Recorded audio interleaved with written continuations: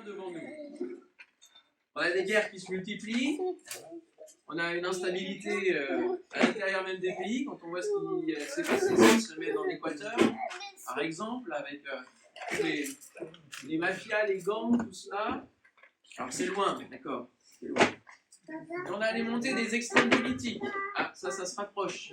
Et on a quand même différentes choses qui montent. L'incertitude pour l'avenir des jeunes générations. Et nous sommes entourés d'étudiants, étudiantes qui ont vraiment un gros point d'interrogation quant à l'avenir, qui ne vont pas bien. On a l'accomplissement de plus en plus fort du réchauffement climatique. Ça aussi, ça se voit, même si d'autres pays sont plus impactés, le nôtre aussi. On a l'inflation, là on est directement impacté. Des pays endettés, enfin, on voit qu'il y a une liste longue, comme le bras, je pourrais en ajouter, en faire des tartines. Et tout cela pour nous faire perdre notre paix. Je n'ai pas évoqué ce qui est plus proche de nous, à savoir peut-être une famille qui se déchire, à savoir des diagnostics médicaux qui sont alarmants, des comptes bancaires qui ne vont pas bien. Là aussi, personnellement, on peut avoir une propre liste personnelle de choses qui ne vont pas bien et qui déstabilisent, qui font que nous ne sommes pas en paix, ou en tout cas que nous n'avons pas de paix intérieure durable. Parce que c'est là l'enjeu, c'est de pouvoir faire durer cette paix dans notre vie. Bref, je brosse un tableau que beaucoup ont devant leurs yeux et qui n'aide pas forcément à bien vivre le mois de janvier. Ce qui fait qu'en plein cœur du mois de janvier, vous avez le Blue Monday, le lundi le plus triste, le plus dépressif, déprimant. Ça a été décrété, c'est officiel, depuis plusieurs années déjà. Parce que c'est le moment où, après les fêtes, où on s'est réjoui, où on a une joie, on célèbre une certaine paix, un temps de paix, des trêves même parfois. Et bien tout repart. Et puis c'est le froid, c'est plein de choses qui vont faire en sorte que notre morale est atteinte. Selon un rapport du Haut Conseil de la famille, de l'enfance et de l'âge, la consommation des psychotropes, antidépresseurs, etc., médicaments qui vont aider à améliorer un peu l'état du moral, justement, chez l'enfant et l'adolescent, écoutez bien, l'enfant et l'adolescent a augmenté entre 2014 et 2021 de 48%. Et pour les antipsychotiques, donc ça c'est ça, et les antidépresseurs, 62%. Alors la différence entre les deux, je pourrais expliquer comment. Mais il y a deux types de médicaments, antidépresseurs et antipsychotiques. 48% et 62% en quelques années. Chez les enfants et les adolescents. Nos jeunes générations sont impactées et ne connaissent pas cette paix intérieure. Nous avons besoin tous de paix, d'une paix intérieure, d'une paix qui dure dans le temps, pas juste de l'éphémère. Alors pour cela, je vais vous inviter, si vous voulez bien, lire avec moi dans Philippiens, un texte de la Bible qui va nous aider justement à installer cette paix intérieure. On va trouver quelques conseils. Philippiens chapitre 4, versets 6 à 9, je vais vous le lire, hein, pas de problème. Philippiens 4, versets 6 à 9 nous dit « Ne vous mettez en souci pour rien, mais en toute chose, exposez vos besoins à Dieu. Adressez-lui vos prières et vos requêtes en lui disant aussi votre reconnaissance. Alors la paix de Dieu, qui surpasse tout ce qu'on peut concevoir, gardera votre cœur et votre pensée sous la protection de Jésus-Christ. Enfin, frères et sœurs, je rajoute, nourrissez vos pensées de tout ce qui est vrai, tout ce qui est noble, juste, pur, digne d'amour ou d'approbation, tout ce qui mérite respect et louange. Ce que vous avez appris et reçu de moi, dit l'apôtre Paul, ce que vous m'avez entendu dire et vu faire, mettez-le en pratique, alors le Dieu qui donne la paix sera avec vous. Amen. Amen. Le Dieu de paix sera avec vous. Pour installer une paix durablement, une paix intérieure durable, il nous faut aller chercher quelque chose qui nous surpasse, qui nous dépasse. Nous ne pouvons pas construire la paix. C'est difficile. Cette paix intérieure durable, elle peut être trouvée auprès de quelque chose, une paix qui nous surpasse, qui va au-delà. Alors, premièrement, j'aimerais cibler une ennemie coriace à la paix. C'est l'inquiétude. C'est par cela que nous avons commencé la lecture. Ne vous mettez en souci de rien, ne vous inquiétez de rien. La paix est mise à mal par une ennemie qui s'appelle l'inquiétude. Le mot inquiétude en grec vient des racines suivantes: diviser, partager. Ça veut bien dire ce que ça veut dire, c'est que l'inquiétude vient mettre une séparation entre nous et la confiance qu'on peut donc poser, que l'on peut avoir en Dieu, en quelqu'un, en quelque chose. Ça vient partager, ça vient mettre du trouble. L'inquiétude, la peur, elle est née lorsque les premiers hommes ont décidé de désobéir. Au jardin d'Éden, il n'y avait pas d'inquiétude. Lorsque Dieu a créé les premiers hommes, il n'y avait pas d'inquiétude. Pourquoi? Parce qu'ils étaient dans un cadre où tout allait bien, où Dieu était là et il pourvoyait aux besoins. Il n'y avait pas de manque, aucun manque. La relation avec Dieu était parfaite. Il n'y avait pas eu de mise en doute de cette relation. Il n'y avait pas eu d'inquiétude sur cette relation parce que, en présence de Dieu, il y a la provision. La Bible dit, dans les psaumes, c'est un des psalmistes qui dit ça: il n'a jamais vu le juste mendier son pain. Quand celui qui s'attache à Dieu et le suit, alors il y a une provision. L'inquiétude n'est pas de Dieu. Elle n'est pas de Dieu. Et nous sommes invités par l'apôtre Paul à ne pas laisser place à cette inquiétude. Pour trouver la paix, il faut déjà faire guerre à cette inquiétude. Et c'est un rappel, l'apôtre Paul fait juste un rappel de ce que Jésus lui-même a dit dans les évangiles.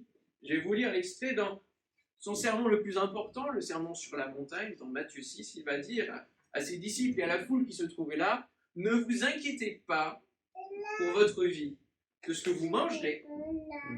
Combien de fois par jour on pose la question: qu'est-ce qu'on va manger, qu'est-ce qu'on va préparer à manger, qu'est-ce qu'on va faire?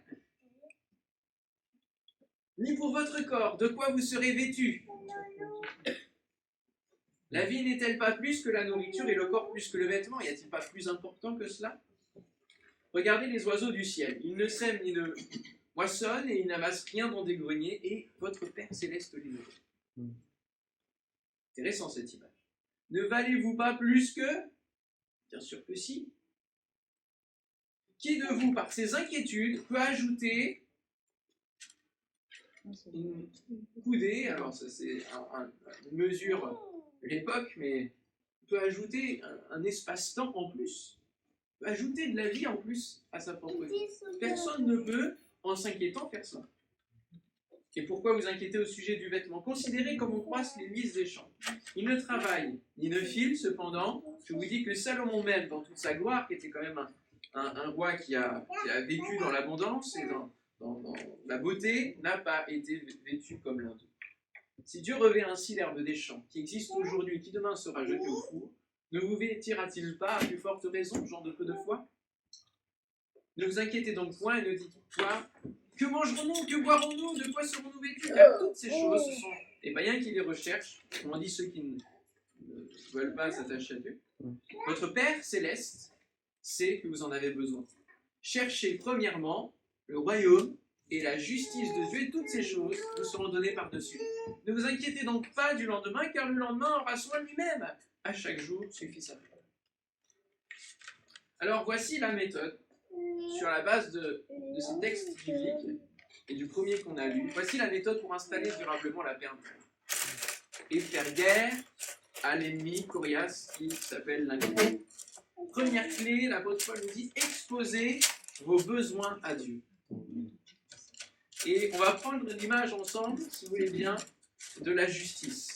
Quand on est attaqué par quelqu'un, quand on est harcelé par quelqu'un, qu'est-ce qu'on fait? À un moment donné, quand ça ne bouge pas, que ça ne change pas, on peut aller porter plainte, n'est-ce pas? On va aller exposer notre cause auprès d'une institution qui représente la justice, pour nous aider à rétablir quelque chose qui soit correct. Exposez vos besoins à Dieu.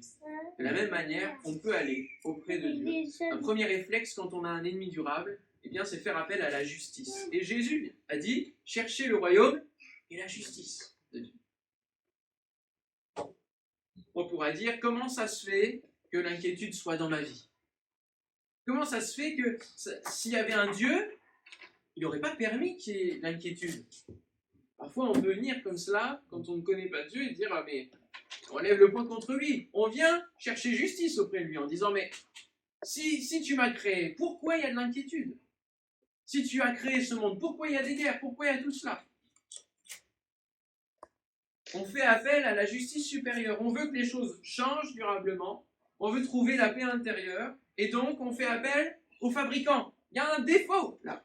Il y a un défaut.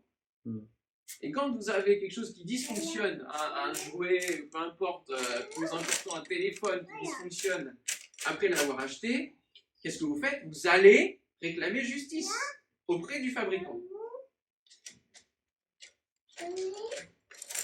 Adressez-lui vos prières. Nous avons le droit d'aller vers lui et de le prier, de lui dire qu'est-ce qui se passe. Pourquoi je n'ai pas la paix intérieure? Et est-ce que je peux trouver la paix intérieure auprès de toi? Sachez une chose, c'est que vous pouvez toujours prier Dieu où que vous soyez, et donc quelle que soit la circonstance dans laquelle vous vous trouvez. Parce qu'il va aller au-delà de ce que nous pouvons penser et demander. Il est là à nous écouter. C'est une paix qui nous surpasse, qui vient d'au-dessus. Cela ne veut pas dire que la situation va être tout de suite réglée comme par magie. Parfois, ça se passe. En un instant, la situation est réglée parce qu'on a élevé une prière. Mais si la situation ne change pas, nous pouvons malgré tout, dans cette situation difficile, trouver une paix intérieure. Goûter et connaître la paix intérieure au milieu de nos tempêtes. Quand j'étais en stage pastoral du côté de Bordeaux, j'ai commencé ma vie, j'ai été appelé pasteur dans mon adolescence, à l'âge de 14 ans. Je suis allé à l'école biblique après mon bac, j'ai fait 3 ans d'école biblique, convaincu que Dieu m'appelait à le servir en tant que pasteur, comme une vocation. Plus qu'un métier, c'est une vocation. Et après ces 3 ans d'école biblique, j'ai commencé un stage dans la région bordelaise et, pour 2 ans, et puis après on a signé avec mon maître de stage pour 5 ans, en totalité, 2 ans compris. Et au bout d'1 an et demi, il me fait part qu'il veut se séparer de moi et que je n'ai pas d'appel, que je ne vois pas en moi cette vocation. Et là, mon monde s'effondre. Tout ce que j'avais bâti, toute la voie dans laquelle je me suis engagé, tout ce que j'ai entendu de Dieu depuis tant et tant d'années, avec des confirmations, parce que je n'étais pas sûr de la voie dans laquelle j'allais, parce que même si Dieu nous parle, il faut des confirmations de temps en temps. C'est bien, c'est important. Tout cela s'effondrait. Et alors une tempête de questions, vous voyez, c'est pas une tempête, j'ai pas eu des tas de problèmes, non, mais une tempête de questions est venue environner mes pensées. Jour et nuit, pendant 3 mois, je me disais, mais t'as tout faux. Et plein de questionnements. Pourquoi si j'ai entendu ça, il se passe ça? Pourquoi il ne veut pas? On ne reconnaît pas cette vocation-là? Et comment je vais faire pour l'après? Comment je vais rebondir? Quelle est la suite? Quel est mon avenir maintenant? Voilà. Pendant 3 mois, jour et nuit. Et à un moment donné, j'ai pensé à exposer mes besoins. Je vais me dire, mais tu n'aurais pas pu le faire plus tôt pour les 3 mois. Les pasteurs quand même.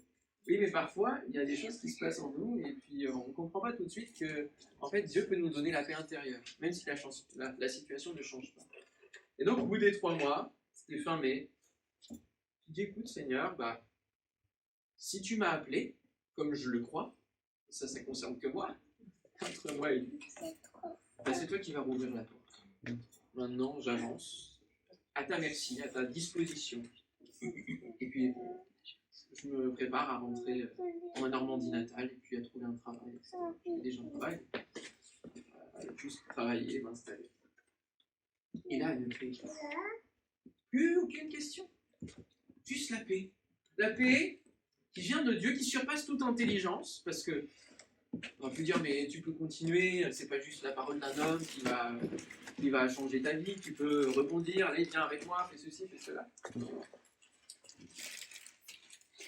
La situation n'avait pas changé, mais juste cette paix qui me disait, je suis entre les mains de Dieu et c'est lui qui va gérer à ma place. Parce que moi, je peux faire des bêtises. Je commençais à certains moments dans mes questionnements à me dire, bah, c'est pas grave, j'ai pas besoin d'un mouvement pour me reconnaître, je vais continuer à être pasteur, je vais ouvrir des églises tout seul, etc. Je commence à me rebeller, ce n'est pas la bonne attitude non plus, forcément. Une paix intérieure. Exposez vos besoins à Dieu. Peut-être ce matin, vous êtes dans une situation où vous êtes dans ces questionnements-là. Vos pensées sont complètement troublées. Vous avez une situation qui a été posée sur vous, une parole qui a été posée sur vous. Quelqu'un d'autre. Exposez votre besoin à Dieu. Dites-le à Dieu. Confiez ça à Dieu. Commencez à goûter la paix intérieure. Deuxième clé, l'apôtre Paul nous dit, nourrissez vos pensées de tout ce qui est vrai, pur, digne d'amour, digne de respect, etc. Nourrissez vos pensées. La deuxième étape, quand on a porté plainte et que ça ne bouge pas, la situation ne change pas, on monte plus haut. On commence à contacter un avocat qui va venir nous aider à plaider notre cause. N'est-ce pas? On va contacter un avocat et puis on va consulter la loi pour voir quels sont nos droits. N'est-ce pas? Nul n'est censé ignorer la loi. C'est ce qu'on vous répond quand on a fait une faute et que on devait connaître la loi et savoir qu'on ne devait pas faire ça. Mais on ne sait pas surtout, la loi est tellement grande. Et quand on lit la Bible, qu'on penche nos regards sur ce questionnement, mais pourquoi il y a l'inquiétude qui est dans ma vie, et quand on commence à lire, quand on commence à consulter un avocat qui pourrait être Jésus, nous nous rendons compte qu'il est légal que l'inquiétude ait place dans notre vie. Il va nous rétorquer, je ne peux pas pour l'instant vous défendre parce que l'inquiétude a le droit sur vous. A un droit sur vous. Est-ce que vous saviez que l'inquiétude avait un droit sur vous? Que votre ennemi avait un droit sur vous? Et pour texte de loi, il va nous citer, celui qui croira et sera baptisé sera sauvé, mais celui qui ne croira pas sera condamné. Si votre vie est remplie d'inquiétude, c'est que nous la laissons se développer en nous au lieu de la foi. Celui qui ne croit pas, il va être rempli d'inquiétude. Et il est sous le coup d'une condamnation. Pourquoi? Parce que l'inquiétude, elle est là dès tout petit. Au moment où il a peur du noir, il y a une inquiétude. Il y a différentes inquiétudes, dès tout petit, qui se manifestent. Bien que les parents soient là, bien qu'il y ait peut-être d'autres sources de réconfort, mais on ne peut pas s'empêcher de nous inquiéter. Pour notre famille, pour les nôtres, pour notre travail, pour notre sort, tout simplement. Eh bien, cela vient du venin du péché qui est entré dans l'être humain, à cause de son rejet de Dieu. Dieu qui veut nous guider pour notre vie, Dieu qui voulait justement guider sa créature, nous l'avons rejeté. L'homme a voulu se débrouiller tout seul. Et cela l'a laissé dans le champ de l'inquiétude, dans le doute, dans la perte de repères. Comme si vous laissiez un enfant de 2, 3, 4 ans se débrouiller tout seul. Quand Théo n'est pas content, il me dit « laisse-moi ». Alors je le laisse. Mais au bout d'un moment, il revient. Parce qu'il est perdu, il ne sait pas quoi faire tout seul, ou même s'il va jouer à un temps tout seul, il n'est pas bien, parce qu'il n'est pas dans un bon état d'esprit. Il est en colère, il n'est pas bien, et en fait, ce dont il a besoin, c'est de se rapprocher de nous. Il a besoin d'un câlin, il a besoin de communiquer avec nous. Mais l'être humain, comme les enfants, à un moment donné, a dit à Dieu, laisse-moi me débrouiller, je vais essayer de gérer quand même ma vie un peu tout seul, et on va voir ce qui se passe après. Ben, ce qui se passe, c'est qu'on laisse place à l'inquiétude, on laisse place à plein de choses. Parce qu'on est livré à nous-mêmes, comme des petits enfants. Alors que Dieu, lui, l'a prévu, tout ce qui est bon pour nous. Si vous lisez la Bible, c'est marqué. Il est là pour la bénédiction, pour notre bénédiction. Et il nous demande de faire le choix de la vie et de la bénédiction. Et non pas celui qui mène à la mort. Nous avons finalement livré nos vies, en livrant à nous-mêmes, nous avons livré à Satan, à celui qui s'est rebellé contre Dieu et qui a le même état d'esprit de se séparer de Dieu. Jésus veut bien nous défendre en tant qu'avocat et il est venu sur terre pour cela. Si quelqu'un entend mes paroles et ne les garde pas, ce n'est pas moi qui le juge. Je suis venu non pour juger le monde, mais pour sauver le monde. Voilà ce que Jésus est venu annoncer comme message en venant sur terre, en disant Dieu le Père voit que vous êtes dans la panade en tant que créature, mais vous ne pouvez pas vous rebeller contre lui parce que vous êtes allé vers un autre.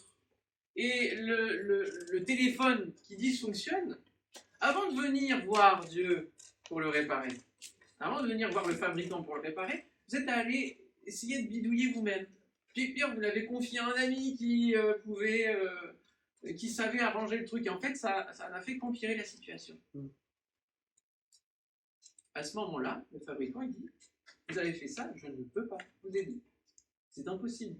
Parce que la garantie ne peut pas fonctionner.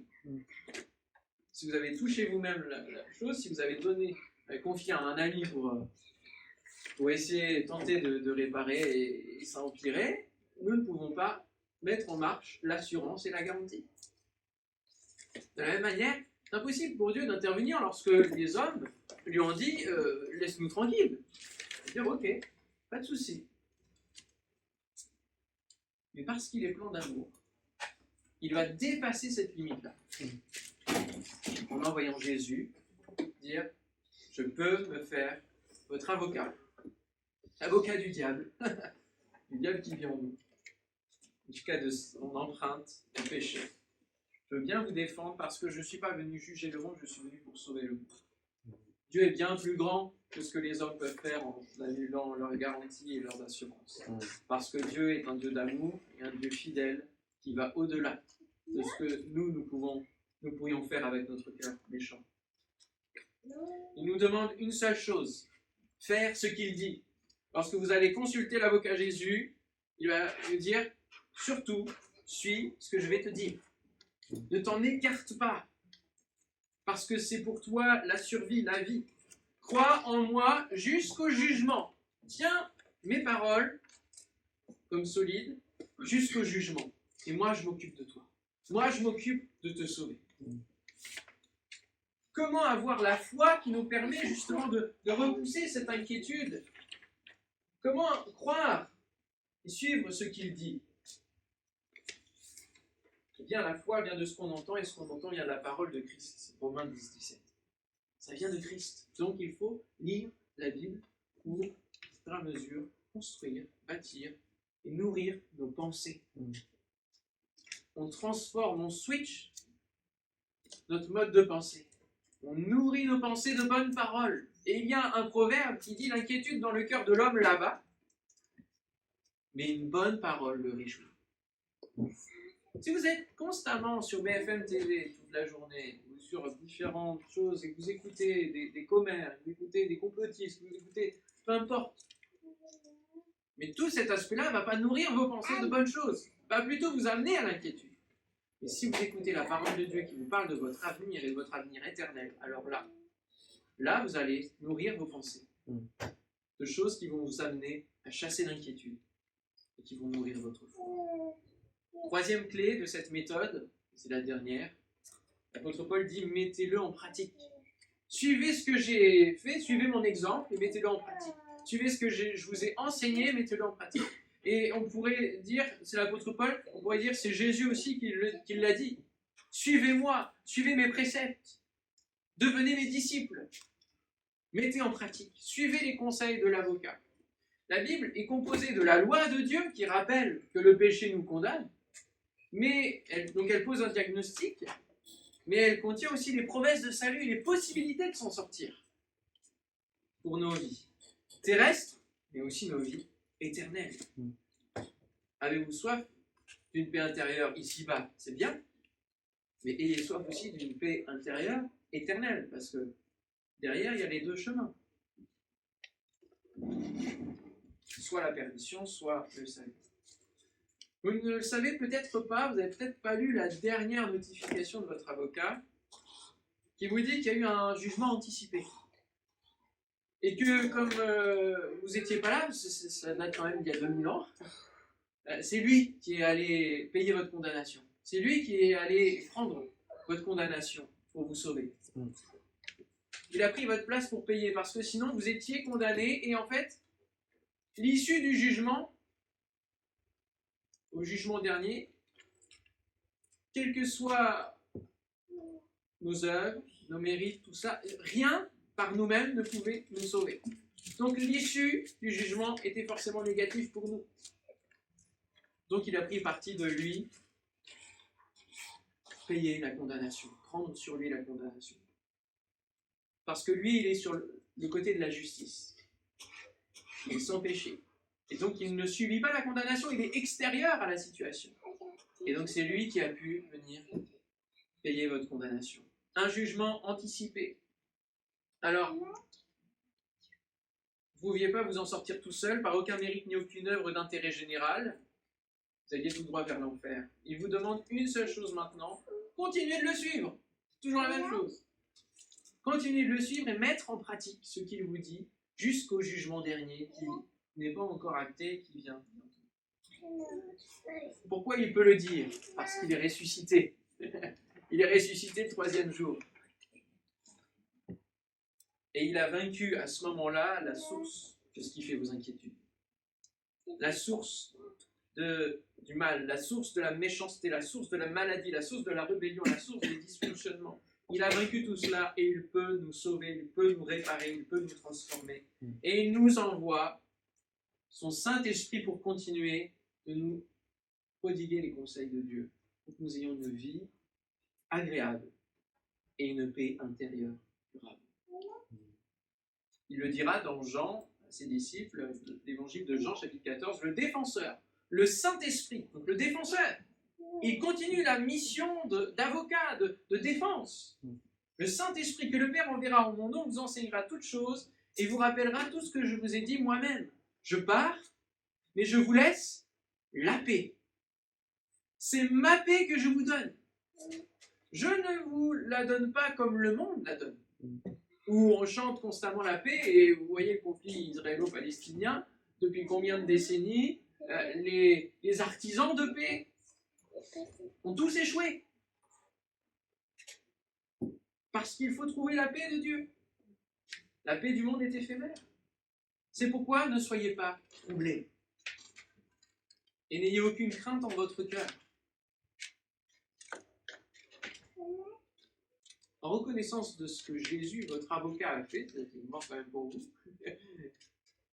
eh bien, en toute reconnaissance, vous allez forcément le suivre et faire finalement ce qu'il a fait lui-même. Se livrer à Dieu et être dans une vie disciple. Les honoraires de cet avocat, c'est la foi et c'est l'obéissance. C'est deux choses qu'il demande. Ils ne sont pas compliquées. La foi, croire cette parole, et l'obéissance, suivre et mettre en pratique cette parole. On peut connaître la Bible, on peut être des grands théologiens, mais si on ne vit pas cette parole-là, c'est rien. On ne connaîtra pas cette paix intérieure, cette joie que nous avons chantée, etc.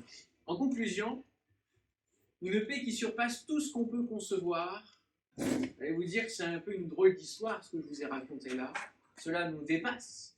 Mais c'est une réalité que des milliards d'êtres humains sur la Terre vivent, célèbrent, depuis des générations, et encore ce matin.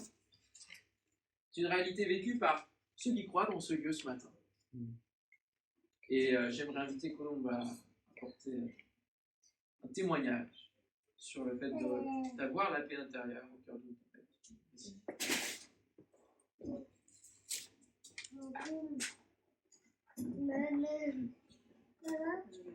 Alors, pour ceux qui me connaissent depuis récemment, vous n'avez pas l'aspect anxieux que j'avais avant de me convertir. J'étais inquiète de beaucoup de choses. J'avais très peur de la mort.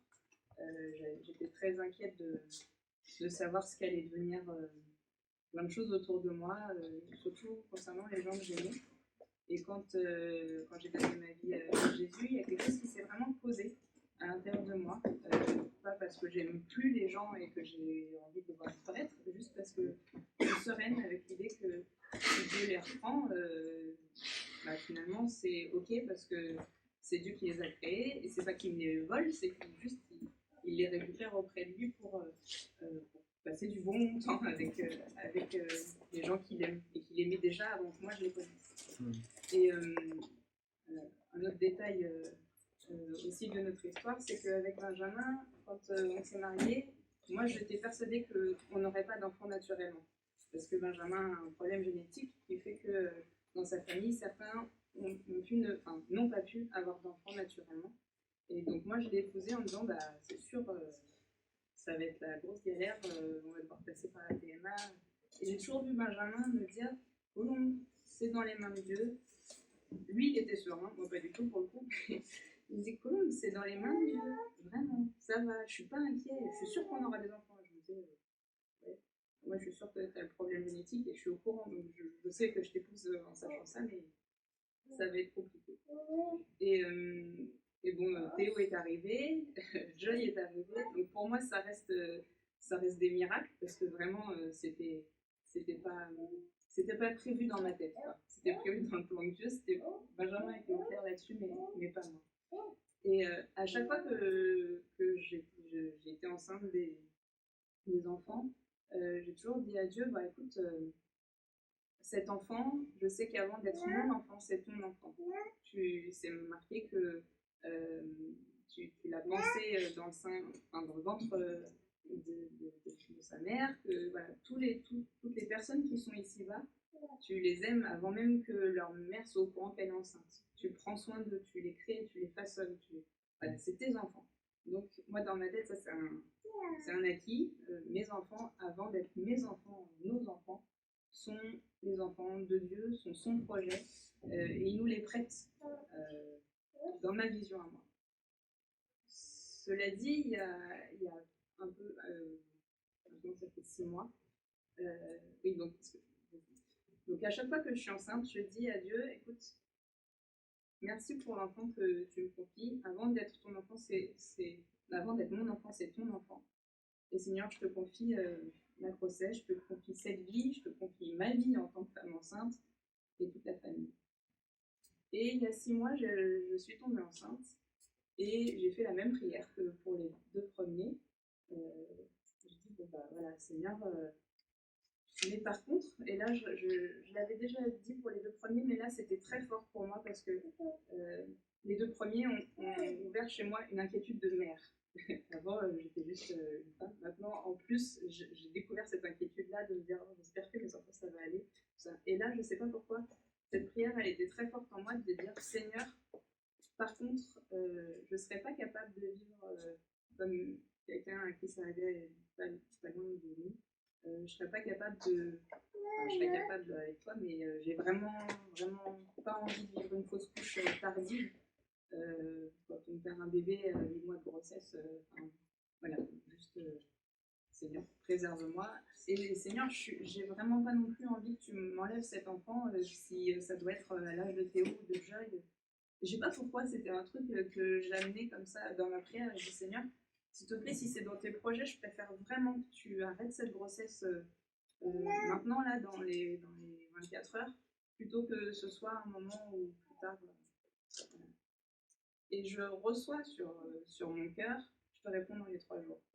Ce qu'il n'avait jamais fait pour les 2 autres. Ok. Je me souviens, j'étais sur la trottinette. Au moment où Dieu me dit, je te réponds dans les 3 jours. Et en fait, le 2e jour, j'ai commencé à saigner et j'ai perdu ce bébé. Et l'impact que ça a eu sur moi, alors c'est un deuil, hein, je ne remets pas en question ça, mais l'impact que ça a eu sur moi, c'est que je ne m'attendais pas à ce que ça ouvre chez moi juste la certitude, en fait, cet enfant était à la bonne place. C'est-à-dire que j'ai pleuré, franchement, je l'ai pas bien vécu sur ces jours-là, mais il y a une certitude qui s'est entrée en moi et une paix profonde vis-à-vis de cette perte. Moi, je le perdais, mais en fait, c'était des retrouvailles de l'autre côté. J'avais pas eu le temps de connaître plus cet enfant, mais c'était pas un problème parce que j'aurais tout mon temps après. Et en plus, c'était pas un problème parce qu'il était à la bonne place. Et là-haut, ils s'éclatent ensemble. Je sais pas à quoi ça ressemble, mais pour le coup, il y en a un qui a une longueur d'avance sur moi, sur nous. Et ça a ouvert aussi l'autre aspect, c'est de me dire, en fait, ça nous resserre même dans notre couple, parce que le jour où il y en a un de nous deux qui part, moi c'est une de mes pour le coup, un truc que j'ai vraiment pas envie, c'est le départ de mon mari ou de mes enfants. Et je me dis, mais le jour où il y en a un ou deux qui part, eh ben, il rencontrera quelqu'un de commun. Parce que là, on a des gens, chacun de notre côté, qui nous attendent, et là, il y aura quelqu'un de commun. Et ça, c'était pas du tout quelque chose auquel je m'attendais. Je me suis toujours dit, perdre mon enfant, pour moi, ce serait juste horrible. Et franchement, c'est chaud. Hein. Je ne dis pas que j'ai envie de commencer. Mais j'étais pleinement sereine. J'ai pleuré, je pense que j'ai fait mon deuil, mais j'étais pleinement sereine. Et en fait, j'étais juste reconnaissante. Parce que parfois dans ma famille, les gens n'ont pas compris parce que je leur racontais des choses. Je leur disais, en fait, du coup, je suis reconnaissante à Dieu parce qu'il a juste entendu ma prière. Il ne m'a pas privée d'une vie, il m'a privée des blessures qui auraient pu être d'autres. Et en fait, la joie est anticipée. Donc, ça a créé de la reconnaissance chez moi et une vraie paix. Et ce à quoi je ne m'attendais pas dans la foulée, mais Dieu et Dieu. Je suis tombée enceinte, donc là je suis dans mon 4e mois. Et alors par contre, je suis d'une sérénité sur cette grossesse-là. Je sais, ce qui n'était pas le cas pour Théo et Joy, je sais que ça ira au bout, que j'ai pas besoin de m'inquiéter. Pour Théo et Joy, à chaque fois je disais à Benjamin, moi tant que l'enfant n'est pas né, il est vaguement dans ma tête, mais tant que je ne l'ai pas dans les bras en forme, il peut tout arriver. Là, il peut tout arriver, mais il n'arrivera rien de grave à part des choses chouettes. Quoi. Donc voilà, Dieu a vraiment permis sa vie dans ma vie. Merci. Merci pour le témoignage. C'est des vies vécues, des réalités vécues de cette paix intérieure qui surpasse toute intelligence et qui surpasse les situations que nous pouvons rencontrer les plus terribles. Le prince de la paix. Voilà comment est nommé Jésus. Le prince de la paix. À partir du moment où il vit en toi, ça va forcément te donner une paix intérieure durable. Celle que tu recherches. Même au cœur de la difficulté. On pourrait citer d'autres témoignages. On a le témoignage de Charlotte aussi qui a vécu une prééclampsie, un F syndrome. Elle a vu une horde de médecins entrer dans sa chambre. Il l'a renvoyée en réanimation. Et le Dieu de paix qui surpasse toute intelligence est venu. Le prince de la paix était là. Le prince de la paix était là lorsque ma mère a eu son diagnostic du cancer du côlon. Parce que Dieu l'avait préparé, lui avait parlé, lui avait donné sa paix. Quelque temps avant, alors qu'elle ne savait rien. Et tout au long de son parcours, elle a eu cette paix. Voulez-vous cette paix qui dure? Seule chose à faire, accepter dans votre vie le prince de la paix, Jésus, sauveur du monde, dès aujourd'hui.